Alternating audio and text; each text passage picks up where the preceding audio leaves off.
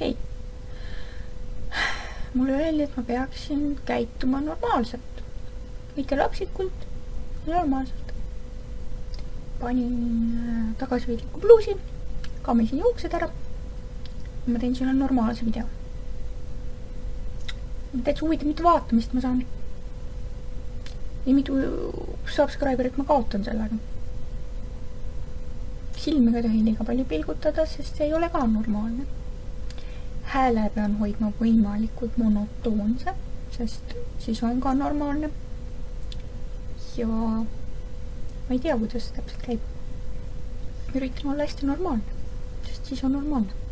Näete, uksed on kammitud ja täitsa normaalne. Ja nüüd ma siis olen... Ma ei tea, kas naeratada tohi. Ei, see ei näi normaalne välja. Ma olen siis nüüd normaalne, tagasihoidlik, nii nagu üks minuvanune naisterahvas peaks olema. Ometigi 32 aastane võiks käituda nagu täiskasvu. Silmi pilgutan ikka liiga palju.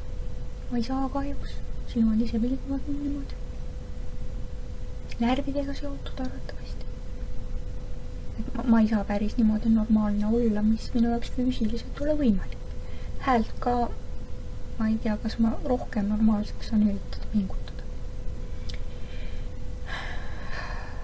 Minul isiklikult hakkab igav.